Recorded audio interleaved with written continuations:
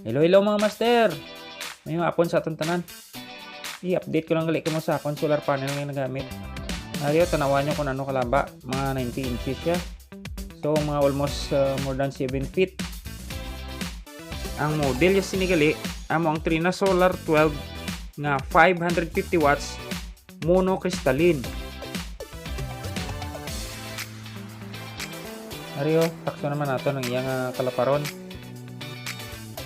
O, kita nyo na mga 4 feet gid. Wala ko nang gina-promote ng panel sa inyo ha. Pero personally abi amo niya nga akong panel nga nagamit.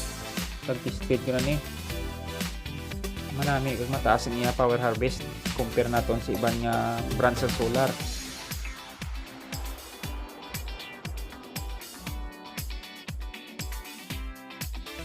Ang posisyon sang solar panel ko ni gali sa mo na top. Nagatubang siya sa south. Tanawan niyo why siya nagasunod sa posisyon sang atop. At tapos imbotan ko siya sang stand nga angle bar. Ano kita niyo na. Ariyo ipakita ko sa inyo ang brand sang akong solar panel. Pasensya na kamo kabudlay gid makapture. Budlay bisang ako posisyon. Kadalo man bisang nakapastar.